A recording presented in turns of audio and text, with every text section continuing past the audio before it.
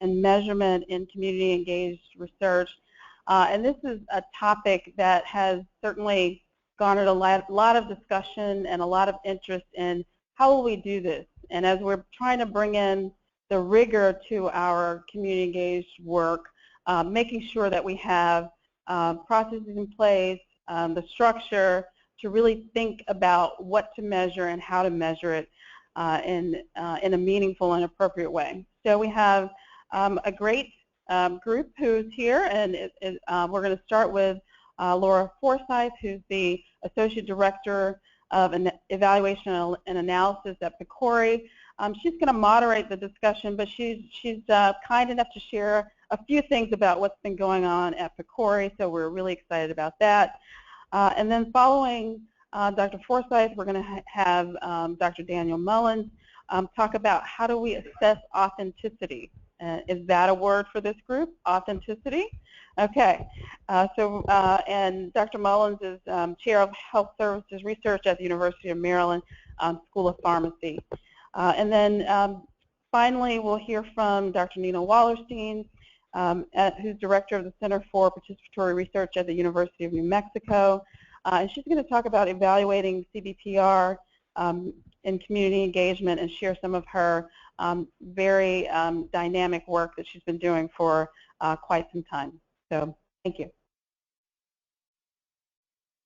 Good afternoon, everyone. It's a pleasure to be here to kick off this discussion, and I'll give you just a few thoughts from the perspective of being at PCORI about metrics and measurement for engagement, and then Dr. Mullins and Wallerstein are really going to get into it more deeply, but I want to set the stage. And the first thing I need to do is tell you, in case you don't know about PCORI yet, who we are. So we were authorized and funded in the Affordable Care Act in 2010 to fund and support comparative clinical effectiveness research. And PCORI has adopted the approach of engaging patients and other healthcare stakeholders across the entirety of our work, from prioritizing research topics to reviewing proposals for funding to conducting the studies that we fund and disseminating and implementing the results. And this is an abbreviated version of the conceptual model of PCOR that we have laid out the foundational elements you need to conduct engaged research, the actions that need to be taken to do so, and the outcomes that we expect in terms of things like a culture of patient-centeredness and meaningful partnerships that also can lead to relevant research questions and better quality health decisions and ultimately better health. And for the purposes of today's talk, I really want to highlight the positioning of what we call the PCOR principles, but this is things like trust, transparency, and co-learning, as the ethical backdrop of this cycle here that is the foundation of everything that we've laid out in this framework. And PCORI has an evaluation framework that helps us lay out questions we have about all of the work that we're doing and supporting. And in that, we've laid out some key questions about the impact of engagement in research. And we're particularly interested in the effect of engagement in research on supporting studies that matter to patients. And we think that that can be manifested in a number of ways, including relevance of the research questions for the people who are going to use the studies, the study design processes and outcomes that are examined, recruitment and retention rates, which we think of as a proxy for a study that patients want to be in and they want to stay in. We also are interested in the effect of engagement in research on how studies are used by patients. So to whom and how are the results shared, and how fast are they shared, and what level of trust and understanding of the findings do the people who need these studies have. And it's also worth noting that we want to know more about the effect of implementing those PCOR principles in research projects on the engagement processes and ultimately these outcomes. So I'm not going to say much about this, but I want to give you a flavor of what PCORI is doing. We collect information about engagement from our funded researchers and their stakeholder partners regularly. And the link here is a link to where you can see all of the instruments. And I'm just going to say a little bit about that, but one thing to note is that at this stage, PCORI really is describing what engagement is happening in our projects and some of the early impacts. And as our funded portfolio matures, we'll move on to looking at associations between specific models and approaches to engagement and some of these outcomes of interest. So for example, we're interested in knowing what phases of the study partners are involved in our studies, and this is inspired by Dr. Mullins' 10-step framework, which you'll hear more about in a moment. But you can see when we look at just a few of those phases that projects in their second year in the blue are increasingly involving partners in some of the phases later on in the study, like reviewing the results and disseminating the findings relative to the projects that are earlier in their trajectory. And I wanted to share just a couple examples of partner influence in our studies. So these are quotes from our awardees and their partners. The top row speaks to development of the research question. So for example, in blue, the researcher is talking about how they ended up with a different research question than they thought, specifically because of the input of their stakeholder partners.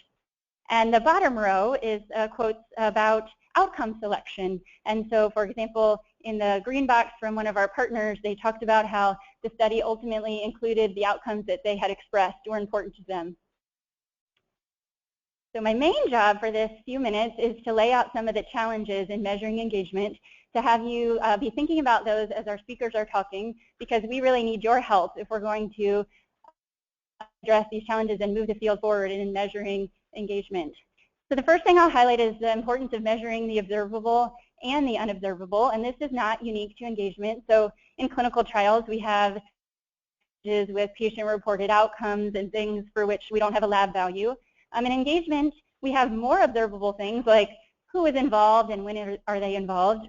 It's more observable than things like trust, but there's a lot of work still to be done to develop reliable and valid measures for both of those things, and you're going to hear about some of the state-of-the-art in that regard with our speakers. But a related point is that I would challenge us to think more about methods that we can use to complement self-report and where else we can go. So self-report is a legitimate way to get people's experiences with engagement, and it poses some limitations. For example, we ask people to tell us about their current experiences with engaged research compared to some unknowable world where there wouldn't have been engagement, to say, well, how is that different? And that's difficult for people to do. A related point is the issue of measuring transactional versus relational approaches to engagement. So in some cases, there's a tangible idea for a project, and it's brought to a community group, and there's a discussion, and they leave with a different project or idea. And that's relatively easy to identify. But increasingly, and I would suggest desirably, we're moving towards more relational approaches where teams come together for the long term to work on something that's different than individual specific decision points. And that offers real promise for changing the culture of how we do research, and also real challenges for measurement if we want to know what difference that's making. And another issue is, of course, that there's a lot of heterogeneity in how people go about engaging their partners. There's a lot of different models that make it even difficult sometimes to try to get at those more observable things, like who's at the table and what did they do. Another issue is the speed with which this field is changing, and it's much faster than is our accepted practice for developing and validating measures. Another challenge is when can we detect an effect of engagement? So some things we know we can see along the way while the project is going. We know really early that perhaps a different outcome was selected, but other effects that we are really interested in may not be knowable until years even after the project is completed. And I don't think I have to tell this audience about the importance of incorporating multiple perspectives in our measurement, but it does introduce some additional work in terms of making sure that all of our measures use language that works for different types of respondents and questions that speak to the values of different groups. And we know that varies between researchers and different types of partners. And I want to speak for a moment about the importance of recognizing the contributions of diverse partner types. So we still have some audiences for which it's really important to demonstrate the contributions that patients and caregivers and other kinds of partners are making to the research process if we really want to grow perceptions of value and interest in community engaged work. And we know that many people wear multiple hats, and that many are working in the context of a team that is so well mixed. that to ask for the contributions of any individual isn't consistent with the way that group is going about their work. So we have some challenges there. The last thing I want to highlight is the importance of meeting the needs of multiple audiences. If our work is going to have its greatest impact, we need to think about what kind of metrics are valuable to different audiences, and that includes, but is not limited to, researchers, partners and potential partners and the stakeholders they represent, also funders of research and policymakers, and there are lots of others, and they each have unique questions that we need to think about and apply our own community-engaged approach to our study of engagement. So with that, I hope I've given you a few things to think about, and I would like to introduce Dr. Mullins.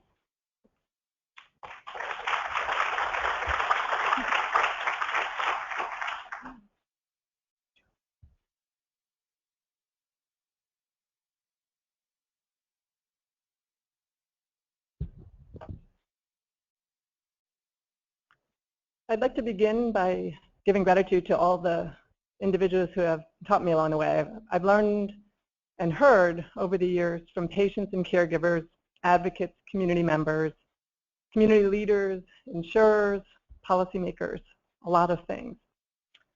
Hearing what all these stakeholders have to say has transformed the way that I do research and the way in which the University of Maryland Patients Program supports other researchers in trying to do research differently. I wanted to share a couple of these comments that have really resonated with me over the years.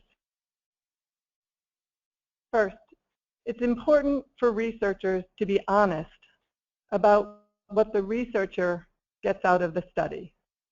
The community knows that you get paid, so why shouldn't they? And I know we heard that this morning. Second, it's not that hard to get a diverse group into a focus group when you hand out gift cards, but that doesn't mean that you're going to get honest data. And third, you all, meaning us researchers, you all ask the same questions. Don't you ever talk to each other?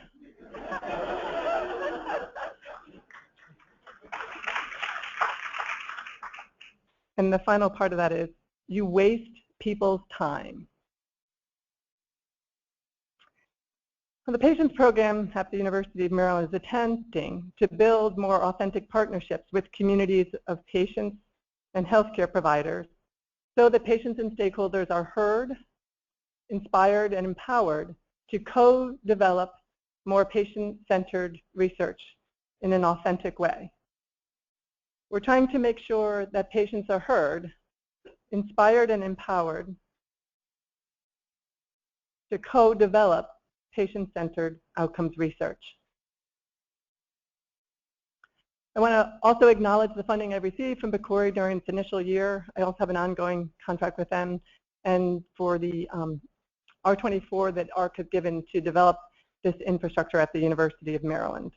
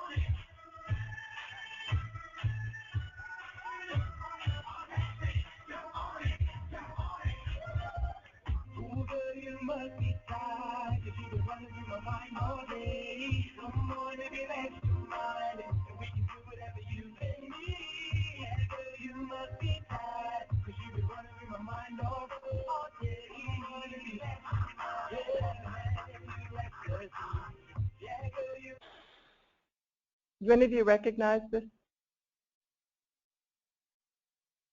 By show of hands, how many of you recognize this?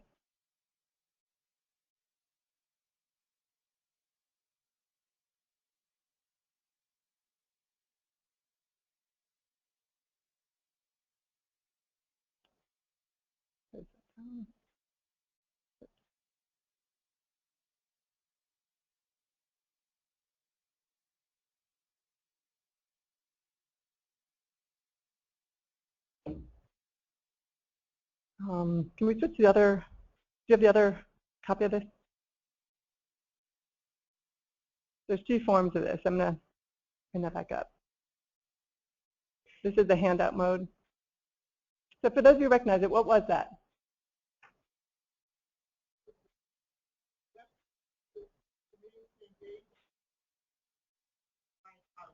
And I didn't plan her, but of course you would know what it is. I don't know if everybody understood what you just said. We ran into each other there. Another individual from Baltimore. Are you able to bring up the, not the handout version, the other version that has the pictures? I don't know if I clicked this back into the wrong version of this. I sent two versions.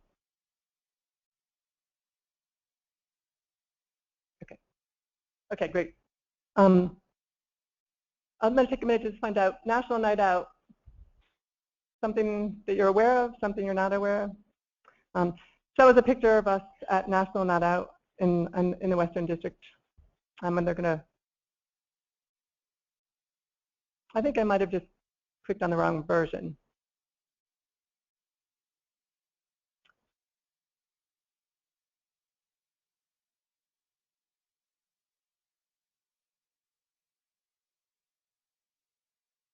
This is the handout version.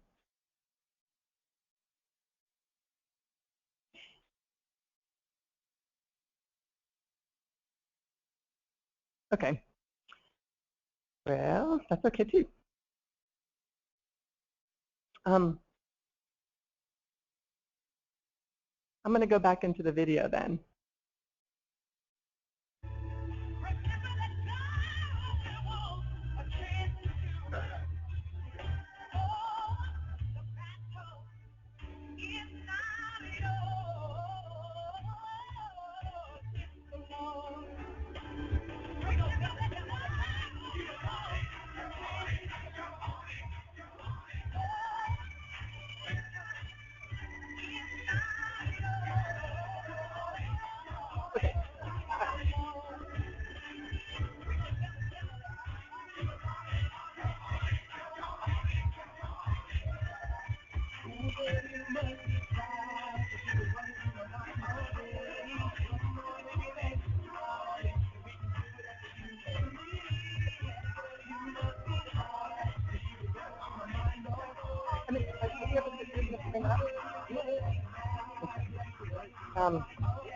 I would say if Pastor Lance were here, he would remind me that this is like being in West Baltimore, where it's not always thank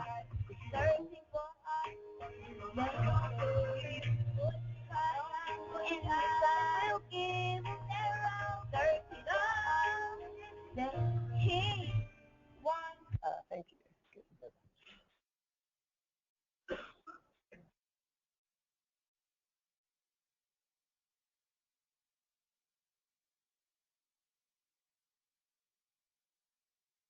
So anyway, in West Baltimore, we have this all the time, which is that the bandwidth doesn't allow technology to work so well. So I'm always used to kind of having backups and saying, if we can't find it, we don't need it. That top one. Great. And I always have a graduate student around for this reason. Thanks. That's great. Well, you may or may not recognize this. If you're from Baltimore, you would recognize it. You probably recognize this, though.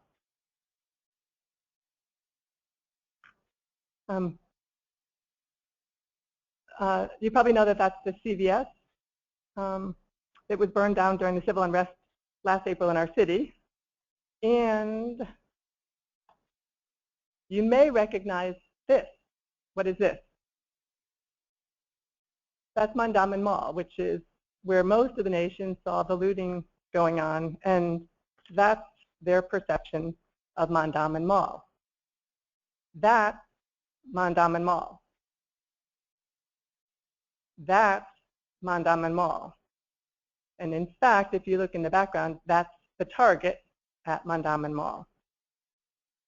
So my question to you, looking at how we spent National Night Out this year, is what do you notice in this picture?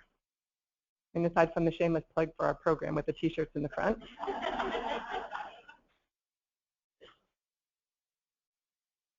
Well, Melvin, whom I haven't met until today, he mentioned before about what happened in Walgreens.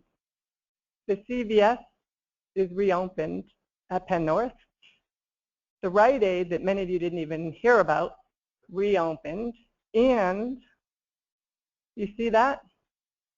That's the first time that we've ever had a sit-down restaurant at Mondawmin Mall, and that opened after April of last year.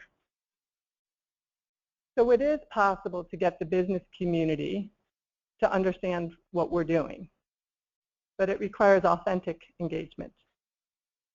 So I'd like to talk about how is it that we begin to build trust with communities and patients that results in authentic partnerships. How do we use this 10-step framework for assuring that we have continuous engagement? And how do we make sure that we can describe how community-based participatory research and community engagement in general can help us to do research that's more meaningful to patients? Laura mentioned our early PCORI work. This is what we came up with in terms of trying to explain how we build and reinforce trust within communities. And it really comes from the language of our patients and our community members who participated in that study, who continued to reduce the number of syllables and words that we tried to use, and I'm grateful for that. We also began to use this term pre-engagement, which many of you also use. We know that as a general rule, if you were to get engaged, that you probably would get to know someone first before you got engaged. And so we believe that pre-engagement allows people to have a chance to make sure that they understand what's going on, to get their questions answered, and to discuss what it really means to partner before we're asking you to partner on something in particular. Once we've done that, we have these 10 steps that we've learned to group into 3 areas that our community members helped us think through, and that is about planning research, which is what is it that we might study amongst all of those ideas, how do we prioritize, and then what is the question that someone would actually understand? And that's very powerful. I know there was a specific session on that in the breakouts earlier today, but how do we frame the question so that people really understand it? How do we then do it? And you could imagine how long researchers spent trying to think about the process of implementing. No, implementation sounds like implementation science, et cetera. And finally they said, but aren't you just talking about when you do it? So then we have these steps about doing it. And then finally, what we might call dissemination or translation or all those fancy words, and I love the fancy words if PCORI has them on their website, but it really is about delivering solutions. What's going to help me be healthy? What's going to cure me? So we do have to review and interpret results with input, but it's really about delivering solutions back to the communities that are impacted by the research that we conduct. And I've benefited, this is a former postdoc of mine working with myself and my mentor, Claudia Becquet, on really understanding how we don't need to reinvent the wheel when there are principles that we know work in community-based participatory research. And so we've mapped these 9 principles that come to us from the literature into how to do this in the context of patient-centered research. And there are these ideas about pre-engagement, which is understanding that each community is unique. Each community has strengths and resources that should be utilized, and developing an environment in which there aren't weird power dynamics, or at least when they exist, that you have figured out how you can work through them. That it is about being there throughout your research project, but also in between your research projects. And that's what we're able to do with an infrastructure, so that one of our physicians who goes in to explore something may leave, but hopefully the patient's program remains there, so that the next time we have a question that we've co-developed, we're not starting from the beginning. It's understanding how we understand how to learn from the community, how to learn in that community environment.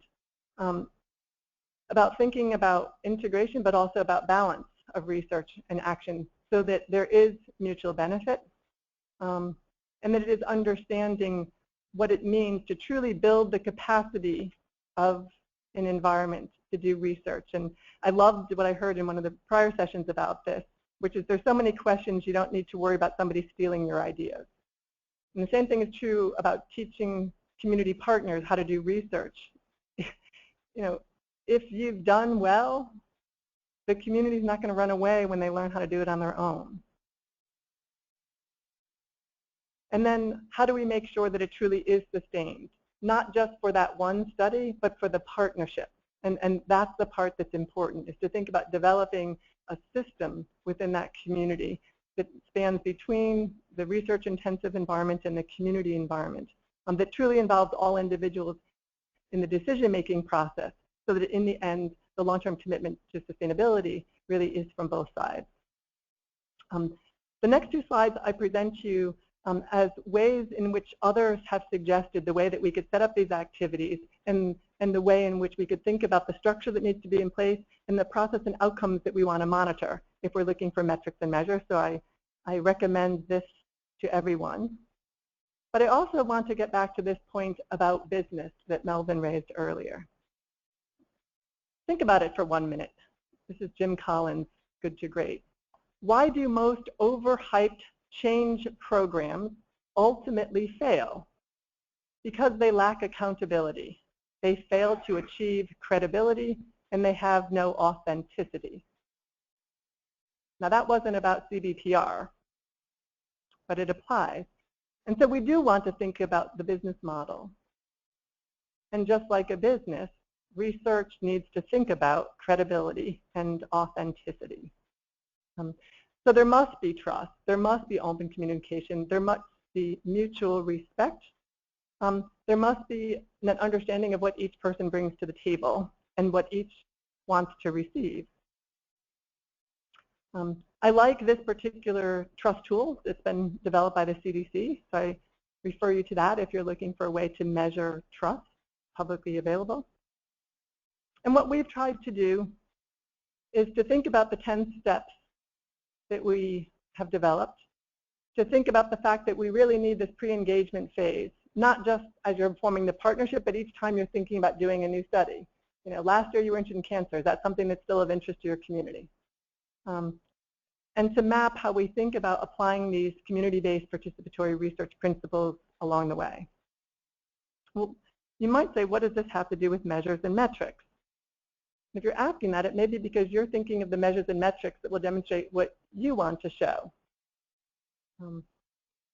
But what about the measures that the community wants to measure in terms of a healthy and trustworthy partnership? We do need to measure outcomes and outputs, I understand that. But one of the big metrics that most of the communities I work in wants to know is, will you be there for me when I need something? Will you be there for me when I need something? And so it is about being there. It's about an authentic partnership, authentic engagement, seeking to get honest data, not just 300 surveys filled out.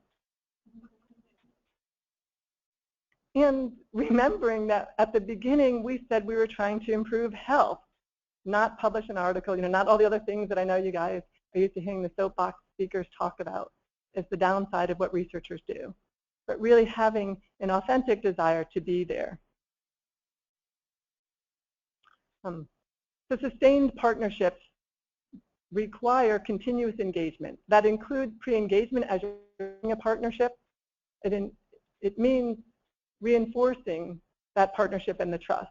And that pre-engagement occurs each time you start a new study, even if it's the same group, right? Research is voluntary, right? And that's with your partners too, right? And so each time there's this pre-engagement. What's important to you now? What's going on in that community? Is this a good time for you guys to participate, or do you have too much else going on because research isn't your day job?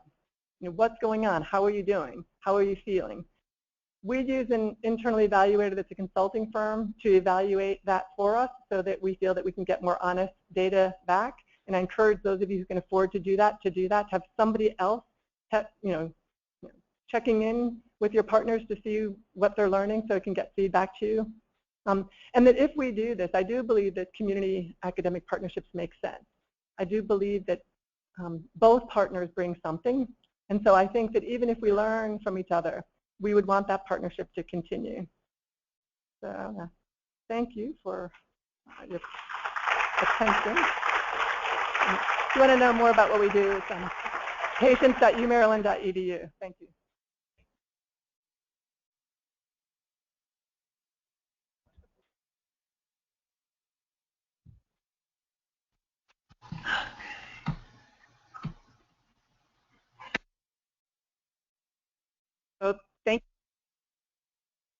loved seeing that video and the pictures involved. And I think for me, CBPR, community engagement, is all about story and is all about a journey.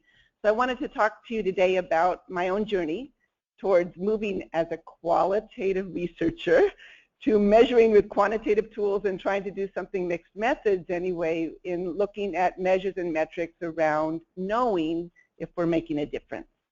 And I'm going to assume that. So we've all seen this continuum. It was actually presented in a different form today. And there are many varieties of community engagement. I personally would take out outreach. I actually don't think outreach is actually engagement. Outreach is often unidirectional. And I would move, in terms of my own history of many decades now of working with tribal communities, that beyond shared leadership, and it was even brought up today by the President's science person on the microbiome, obviously that's not my field. Moving beyond shared leadership, she talked about community-driven projects. We talk about tribally driven projects, and where the community is actually making the decisions rather than and there's decision-making going back and forth, always within partnerships. But beyond shared leadership, there's community-driven partnerships, which I think is it's another level of engagement. We often say, and this came from colleagues within the University of New Mexico Health Disparities Center, that you have to even reflect where you are. Many of us are doing research on communities. We target communities. We locate by census or however we do it. Many of us do research in community settings, homeless shelters, schools, hospitals, clinics, wherever they are. Or what does it take to consider the word with? And how is it different that you're doing research with community partners, stakeholders, patients, caregivers, versus in that setting? So it adds a component very simply to ask that of ourselves. What are we doing when we're doing research with, and how do you measure that withness? And I recently stumbled upon this by Balix and Morello-Frosch, looking at levels of engagement as an opening, starting with, someone mentioned this morning, helicopter science, obviously dropping in, pulling the data out, where people are subjects, language matters, are people just subjects, and they have no influence on the research design. Or as we engage up this pyramid here of where context begins to influence, people are participating, opinions are actively solicited, where we're moving towards, we've used the word partner a lot this morning already. What does it mean to be a partner in research? And I think Dan talked about it really in a beautiful way of a kind of a storyline of pre-engagement, doing, and then solutions. That's also a storyline. But how do we structure participation in a way so that it becomes truly a partnership in terms of being involved in all of the multiple steps of the research process? So this is a recent discovery, and I'm really appreciative of it. So I want to tell a story of our own 10-year history of trying to develop what we're calling the art and science of CBPR, or community engaged research, or however you want to call community academic partnerships. I'm kind of an old style here. I stick with CBPR, and I appreciate the classic CBPR principles, of course. So we started in 2006 as an institution working across with University of New Mexico, University of Washington, beginning to think about what does it mean to develop and really to understand community engaged research, and how could we look at all the literature. We scoured the literature for all of the ways that CBPR is conceptualized, what are the processes, what are the practices, what are the outcomes. We actually then developed a model, which I'll show you, many of you might have seen. But out of this 3 years of pilot funding from NIMHD, we brought together a think tank of people just to bring in a lot of expertise, talked about principles, and it was really just the start of conceptualization. From that, we were able to move to stage 2, where we actually got funded from NARCH.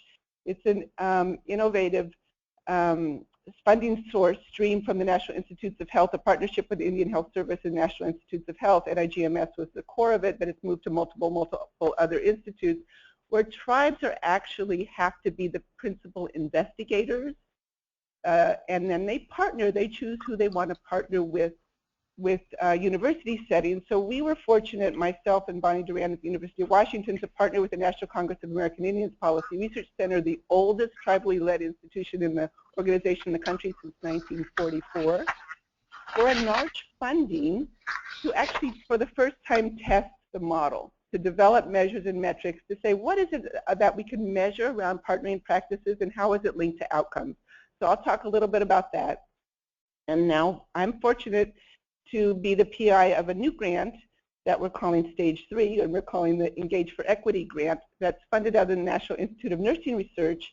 It is their call on measures and metrics, so we received funding in R01 to actually refine and redevelop a sense of what kind of measures, how do we know that partnership is happening, and how do we know the impact of partnering on outcomes, and to translate all the measures and metrics into Spanish, which we've just done, so we can validate both English and Spanish measures and metrics, and then produce a training package of tools, of co-learnings, a community of practice, we hope, across the country, where people will bring their trainings together and say, if a partnership really assesses itself and says, okay, here is where we are in trust. We're at the functional level. But we want to reach up. We have a typology of trust we've been working with, from proxy trust, from distrust to proxy trust to functional, to what we're calling reflective trust, where you reach a point where you can make mistakes. We always make mistakes, and you can lose trust in an instance. A tribal community I've been working in for the last 16 years, I almost got thrown out 10 years ago. And I'm still there, and we're still collaborating, and we're partners, and we keep going, and we're stronger because I almost got thrown out. In fact, I was talking to the executive director of health, and he said to me, you went through the fire. I said, yes, I did. And especially when it's done around, not in your own language, when they're talking all around you and you have no idea what's being said. And then you move forward in it, and so we're a much stronger partnership because of that. How do you capture that in a simple measure and metric around trust? So that's the kind of issues that we've been grappling with. And I do want to kind of follow Laura's questions around the challenges of how to be innovative in evaluation, because I do think there are multiple challenges that we're all facing. The first is, are we evaluating the infrastructure of the university, like the CTSIs, the CTSAs? That's an infrastructure question, and Nikki Eder and colleagues published already a logic model looking at infrastructure issues of inputs and outputs. Or are we evaluating the specific research project or research partnership, even beyond a simple project? My concern on a second challenge is once we develop a set of common metrics, and I'm guilty of this, right, because I'm going to propose some common metrics. Once we propose this universal set of measures, are they going to be appropriate for each context? And the answer is, of course not. Every single community, every single context is unique, it's different, and we always need to think about, even if we agree on a set of common measures and metrics across the country, what is needed locally will always be there. In fact, we've just embarked on a one-year co-evaluation with Mayo Clinic and the Rochester Healthy Community Partnership, where they evaluated with us. They used our measures and metrics and adapted them to their own partnership with involved members of the Somali community, Cambodian community, and Latino community, and different organizations. And they wanted some very different kind of adaptations, so we were able to work with them and really make it useful for them. So context is important locally, which of course is key to implementation science. The two questions I have around practices and outcomes is what's important locally to your partners. That, is everybody concerned about trust? Maybe nobody's concerned about trust. Maybe people are just fine with it. You don't need to have a scale of trust. Are people okay with leadership? Well, maybe not. Maybe you want to then measure and think about that. On the question of outcomes, the challenge is, what are we measuring? I mean, I think Danny mentioned outcomes, or Laura, early outcomes versus later outcomes. We obviously care about the specific grant or research outcome, but many of us are also concerned with how is this partnership functioning? Is it a sustained, ongoing partnership where different stakeholders are aligned well? In terms of outcomes, we often just focus on the community. I would humbly suggest we need to focus on our own institutions as academics. Has our university changed to become more capable of doing engagement? How well, it's not just whether we are producing articles out of our research projects. For me, if they're a community engaged project, my question is, my simple metric would be, are there community authors on those publications? It's not just the number of publications. And are there engagement outcomes related to, is the IRB able to understand community engaged research where there's constant flexibility and change? We've had some really good examples of early this morning of design that had to change as a result of community impact. Can an IRB handle that? That's a university outcome that's really important. And then, of course, community outcomes related to capacity, empowerment, system policy, health equity, all of that. Again, I'm going to talk now mostly about quantitative measures, but I do, as a qualitative researcher myself, really promote this importance of how are the partners identifying, as Dan so suggested, in quantitative terms, and as Laura presented some quotes, how are they seeing the changes themselves? And that, you know, even if we're promoting a certain set of measures and metrics, it is a constantly evolving and always dynamic field, because again, I actually am a CBPR researcher at heart. Every community I participate with, partner with, I really depend on what they tell me, on what is the importance of what they care about. So our first stage one produced this model. It's actually up here. You can come get a copy, or it's out at the table if you would like. This model has been through many iterations, but we've ended up with kind of a colorful version from my colleagues in Nicaragua. I have to, Amos Health, have to give them credit. Does it look complicated? It's been worked on with many different community partnerships around the country. It says basically, it's a story. It says basically that every research takes place in a context, whether it's your social economic context of the community, whether it's your policy context, whether there's funding. The context, are you handling or dealing with a priority in terms of health issue? That's a context question. What's the level of historic collaboration between the university and the community? That's a level of mistrust or trust that exists. And the capacity and readiness of the university partners and the community partners. They're both. So it's just the context of what, we don't walk in alone. I'm not Nina Wallerstein walking into community. I am the University of New Mexico, and that context walks with me every time I'm a good person, people like me. It has nothing to do with that, but I represent a certain kind of the academy. So within that context, it says that there are partnership dynamics taking place. And this was mentioned before earlier, that there are all of our relationships of decision making and trust and flexibility and how we handle conflict. And then there are the structures of who is participating, the diversity of the structures. Do we have a formal agreement? I work often within tribal communities. I always have a tribal council resolution. It is very formal. I'm there at the request or the approval of the tribal body. So that, it's formal. Not all community partnerships have formal agreements. It's very flexible. There's no one way fits all. And do we follow principles? One of my questions always is, do the academic partners, are they aligned with the community partners? Is there a level of alignment structurally in terms of our perception? So that's all the partnership dynamics. Of course, we also talk about individual characteristics. I work with a very multidisciplinary, multiracial, multicultural team. I couldn't go in as a white researcher alone to a tribal community. I cannot do that. So that's a big issue in terms of who we are as individuals, and recognizing that is critically important. If we're partnering well, we will influence the research design, and we've heard examples of that. Everybody in this room has good examples of how partnership changes the research design, how partnership changes the intervention, how much is it culturally centered. I prefer not to use the term personally tailoring, but I prefer to use the term centering. It comes from Mohan Dutta, a health communication scholar. Centering means it's really, really deeply based in community values, knowledge, and theories. Their own theories are the problem.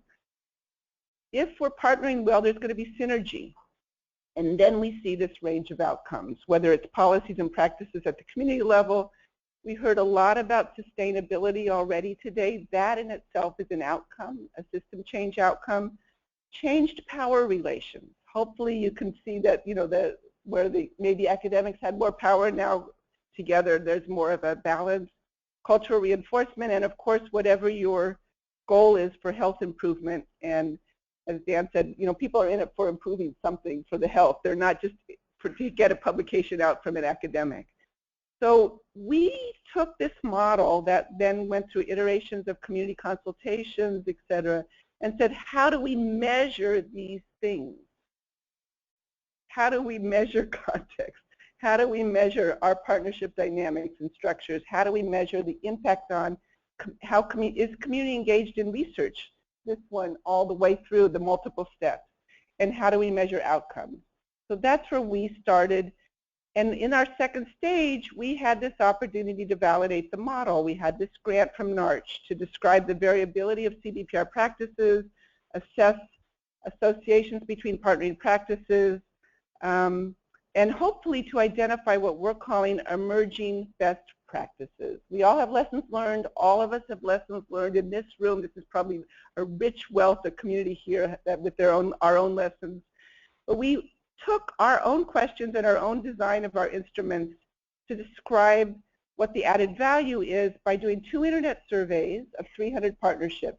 The PI got 1 survey called the Key Informant Survey, and all partners, community partners and other academic team members got another survey called the Community Engagement Survey. I'm going to just show you what's in them.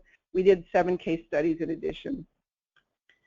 So the KI survey had just the facts, the demographics, the features, how our budget's defined. We've talked about power sharing. Power is defined by who gets the money. So you can ask that question, who's getting the money? And you know, it's you can do what people have been talking about. How do you support patient engagement folks? How do state advocates? How do you support? My own research has changed dramatically, where I used to get grants and keep all the money. Now I do subcontract out to all the tribal partners all the time. So we're sharing half the money all the time from NIH. So that's, to me, it was a big shift in my own career around power. And then governance, are there formal memorandums of agreement, what kind of training? And we asked at the time the key informant, how did they think the community engaged? So this index, the CBPR index, Community Engaged Research Index, exists from UCLA colleagues. And we took it because we were able to benefit from it existing in the field. And it asked the question, how much are community partners involved in every single step of the research process? So there's a tool for getting people's perspective on if they think community members are involved or not. Academics might say, oh yes, all of our community partners are involved in all of it. And the community partners might say, well, we actually were involved in the research question selection, and then they came back at us to interpret the data.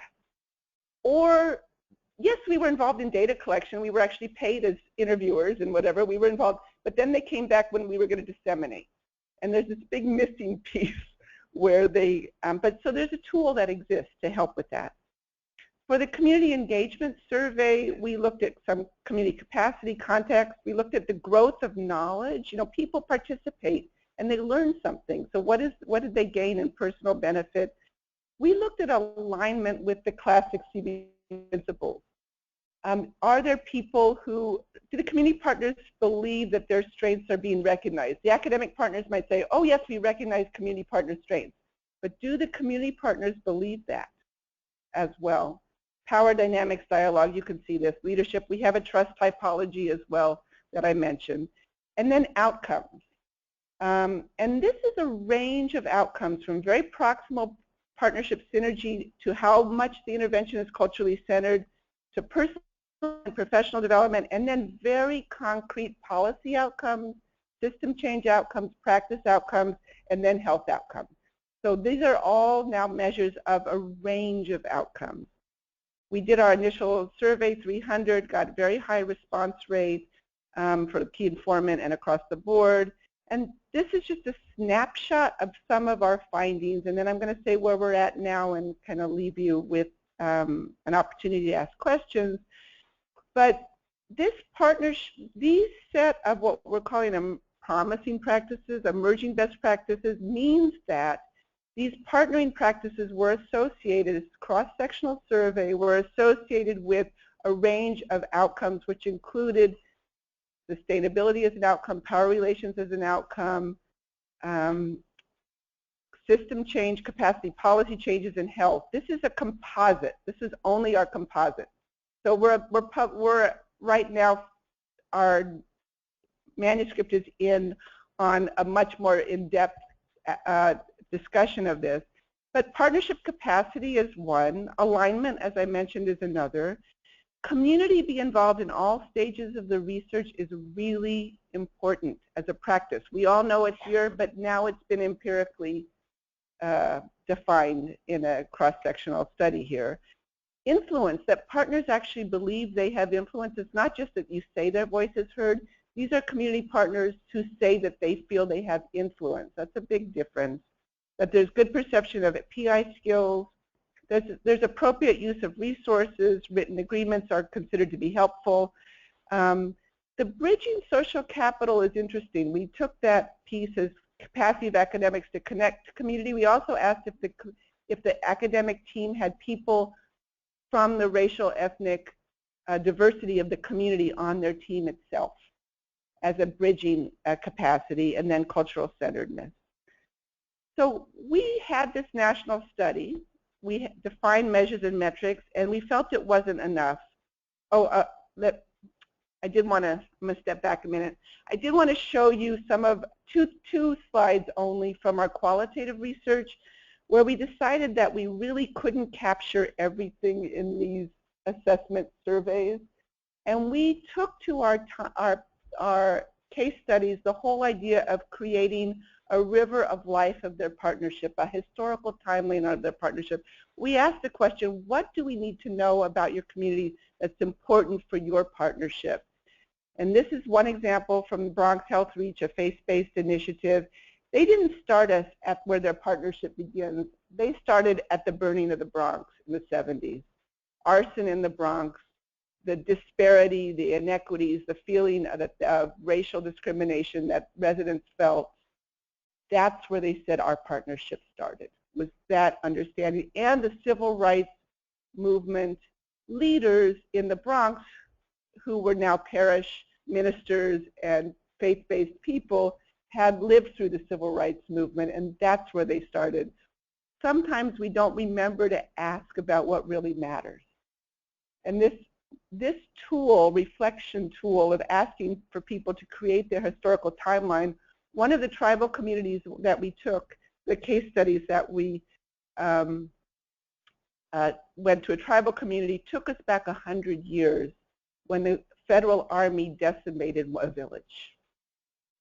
This is not when they got NIH funding. They currently have NIH funding, but they took us back 100 years. That's what you have to get at. That's a real deep partnership when they can talk about what really matters to their community.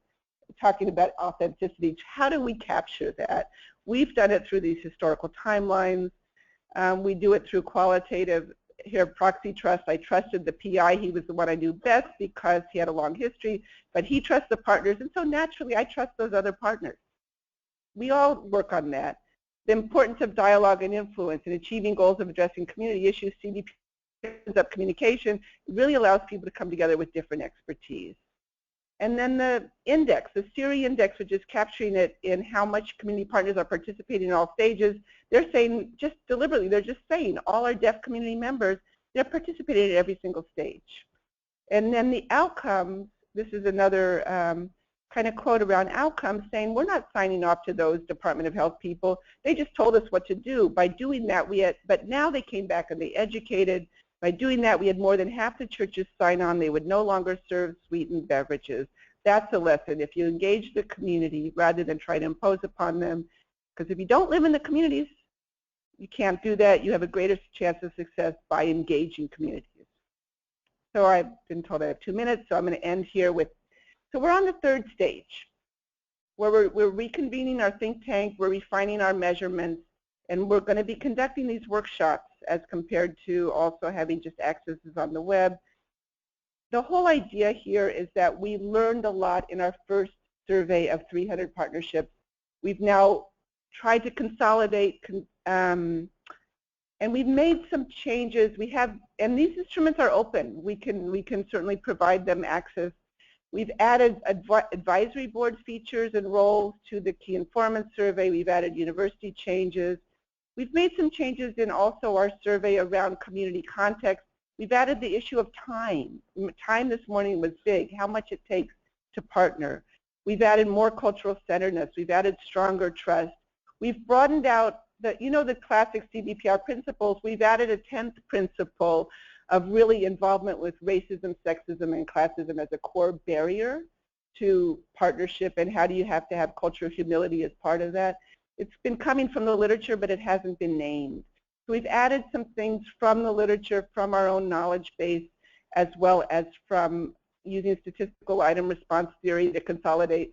The key informant survey is now about 15 minutes. The community engagement survey is now about 20 minutes. So these are short, consolidated instruments of measures. We will be doing these workshops as part of it, but we are this week, next week, 2 weeks, launching a new survey of NIH-funded PCORI, AHRQ, Prevention Research Centers, NARCH funding of 400 surveys around the nation. Maybe many of you in this room are going to be receiving one of those as PI, asking for your community partners, and hopefully kind of trying to extend this knowledge base about measures and metrics. And the example of, the fact sheet of the surveys there, and the model is there if you would like it. So I just want to end with a thank you to all of our Engage for Equity partners in the think tank. And I think we're hoping to work with people here in this room in terms of really trying to work and create a community of practice of how we can really support each other in this evaluation, so we can see how we can do this very broad view of what is the importance of partnership that really matters. So thank you.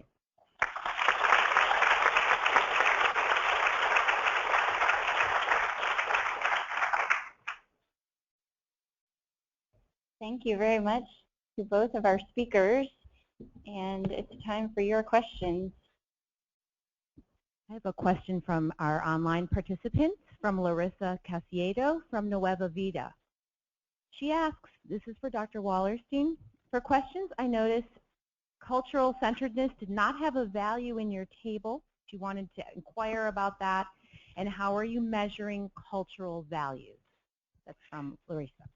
So I just consolidated 4 different scales, so I couldn't put a value on there, but we have 4 different dimensions of cultural centeredness. That's why there was not a specific value. And the question was? Value. No. Cultural centeredness has many dimensions to it. It has the role of agency and power. It has the the actual influence and voice of community. Cultural value in terms of adding cultural dimensions to the intervention was not in our previous survey. We have now added it as a new measure because we learned that it was important. We forgot it. That was, so now it's the second round. We will be able to answer that question of how we measure cultural value. I actually have the measures. I could share them. So I have a comment followed by a recommendation. First of all, just to let people know, when you're dealing with tribal communities, you also have to include that you may have to go through tribal IRB. Exactly. And also with Indian Health Services, they also have an IRB process, kind of like a bit of a barrier if you don't follow their procedure. My comment is from a community point of view, and some of the researchers involved in our projects, we've of late been, I don't know if it's calling them to task in the middle of a presentation, but we're not just interested in what you found out about our communities, but because we're people who like stories, we'd like to know how the researcher's life has been changed in the process of the research. Do you want to comment? I agree. Part of it is getting to know each other as individuals, and one of the requests I got from the church that I work with is when Obamacare went through, they knew that I kind of understood that. And so after we did our focus group, we talked about Obamacare, and I said, sure, but I don't know all the answers, but happy to. And it was fun. It was the kinds of questions that people had about signing up for health insurance, and I could answer most of the questions, and the ones I couldn't, I told them I'd get back to them on. And people want to get to know who you are. So my tribal partners have brought me to task many times, and which I appreciate. I mean, that's what you get when you have true connection and relationships. But so we've had a lot of discussions as a team of what we learn and how we've changed, and it's change of sharing the money fully is one big change. But also what I've learned, and it took a couple years before they kind of turned to me and they said, what are you doing in our community anyway? We were all acting nice and I've discovered that the more I'm in tribal communities, the more people are using their own language, talking among themselves, and they just, when I first started, it was all in English, but now they translate what they want to translate, and we keep going, and it works very well. And when they want to have conversation among them, my tribal partners, they're not worried that I'm going to be upset that I'm not fully in the whole conversation. We're working together. And so that kind of recognition of not knowing that everything that is happening in the community has been a very important learning for me, that's important for me to know that I will never know certain things. That's been a very important learning for me. Hi, Nina, you might not remember me. You and Daniel worked on a webinar with us several years ago on CER versus CBPR in terms of engagement. So I think there's been kind of a slow translation of the CBR principles, which all of us agree are totally relevant. And I think part of that is sort of the linguistics of community, and CBPR defining a community sort of geographically, culturally. I think a barrier that those of us who do engagement in CER/PCORI come up against is, well, we're not really talking about a community that you can go out into. The community may be dispersed over the entire country, and they're defined by some other shared experience. So I just would be interested to hear your thoughts on how that translation might. I think we find communities all kinds of ways. There's the going out to a geographic neighborhood or tribal community in my case or whatever, but I think there's a lot of online communities now, and I understand patient groups come together online, and I think, to me, the practice of building trust is in the showing up, and so you show up in different ways. And so, and if you don't show up, then you can't build, it's in the practice, it's not in just the saying. So if there's ways to show up in the communities that are online or communities that are through conference calls or whatever, that's another way of showing up. So that to me is the most important principle that I operate from, however you define communities.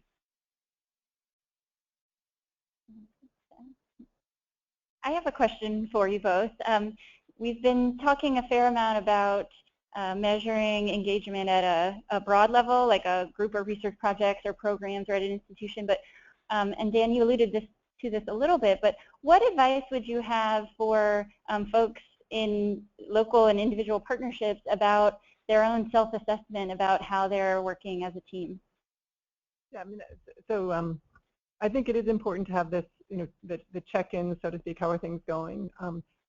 I think it's also important for us to remember that everybody has a life, and we actually pay a better than NIH study section per day rate for people who participate.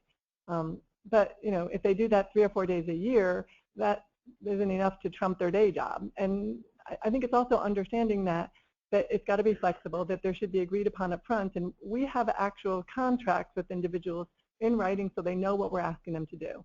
Now, none of us have ever pulled out the contract, but I think it's also important that you don't expect that somebody's available 24 hours a day, 7 days a week, when they're an advisor to you. In the best case, they may be a co-investigator. In the extreme case, they may be a co-PI. But usually, even at that level, they're not in at 40% funding. And so it is making sure that that discussion is up front, and then on a semi-annual basis to check in and see, how are we doing? Do we need to adjust your contract? Are we asking too much of you? Are there things you're not doing that you'd like to be involved in? And so I think, again, it's co-developed, but like engagement.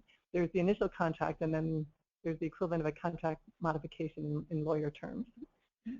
So we've had we do annual reflection sessions. We've done our own Rivers of Life as a partnership where we see our strengths and our challenges. And so we've used this river, we're building on it as we go in some of my partnerships at home in New Mexico. But I'm hoping, and our experience with the Mayo Clinic and Rochester Healthy Community Partnership is that they adapted some of our tools, but they then sent it out to all of their partners. They had 36 partners respond, so they're able now to use that own self-reflection, and they're looking at it now, both qualitative and interviews, as a way to assess their own partnership. Where are they strong and where do they want to improve? And then they can say, okay, well, we're really good where we are. They actually are pretty wonderful as a partnership, but we want to, and there was some weaknesses of community partners feeling they weren't being trained well enough in research. So they want to now, so they can use that as an opportunity for making decisions about how to strengthen their partnership. So we think the instruments that we've been developing can be useful self-assessment tools for each separate partnership if people are interested to try and play around with them. This is actually a question for you about PCORI, which is how does the Institute put into practice in the RFA development and the review process, the selection process, the principles that you just described, and give us a better sense of what that looks like. We're all connected, or many of us are connected to NIH, but some of us are not so much connected to PCORI, but I'd like to hear that. Sure, thank you. So I think it starts with the topic generation and prioritization process. So anyone can go in and drop in on an online box your CER research questions that you think should be answered, and PCORI has a number of ways that they do stakeholder outreach via meetings with different community groups and different healthcare stakeholders like payers and clinicians and health systems. And then those topics go through our prioritization process with our multi-stakeholder advisory panels that have representation on them of patients and caregivers and clinicians and payers and all the folks that we believe are the stakeholders in our CER research. And those get translated targeted funding opportunities. So PCORI asks people to send in applications on very specific research questions that are the priorities of these groups. And then all of our research proposals get reviewed in multi-stakeholder panels. So every application is reviewed by 4 or 5, depending on the context, primary reviewers. So there's 2 or 3 scientists, 1 patient or caregiver as appropriate, and 1 additional stakeholder that represents another one of these groups like clinicians or health systems. And they all write critiques of the proposals and participate fully in the panel discussions where they tell us the strengths and weaknesses of those proposals according to criteria that include the plan for engaging patients in the planning and conduct of that study all the way through dissemination, and the patient-centeredness of the proposal, along with things that you're used to like scientific rigor and impact of the condition and things like that. And so I think our next frontier is dissemination. And so we have some new opportunities for some of our awardees who have really important findings to then work with their partners in special dissemination projects.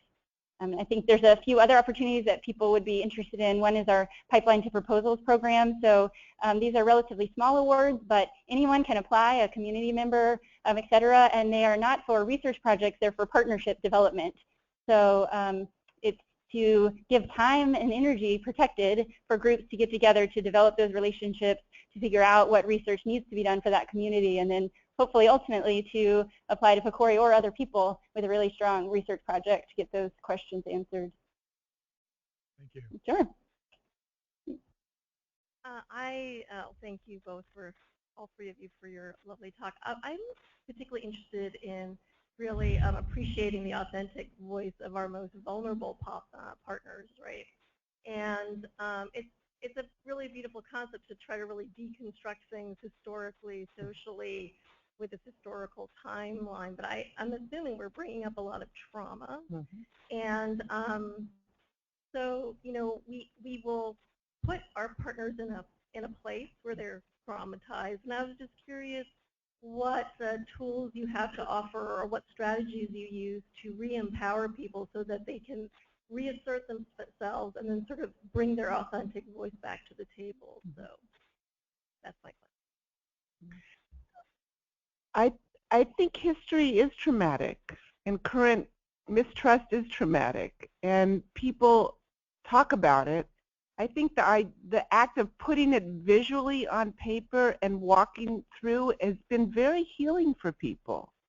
It's not that they don't know about this, but they can say, this is where we started and look where we are going, and this is our river. Sometimes we do it as a river, because you know, life is a river and a journey.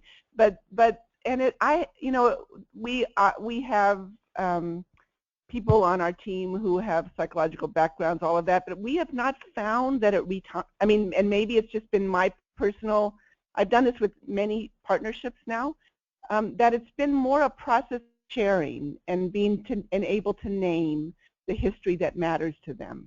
That's been very positive. And by putting it into a creative depiction, people put it up on their walls. They're very proud of this, of the journey that they're engaging in. And so I haven't experienced it as a, you know, and of course I am not back at the community when questions get asked or whatever, but the actual experience of co-creation has been pretty marvelous. This is, I believe, one of the most significant things that we need to take on.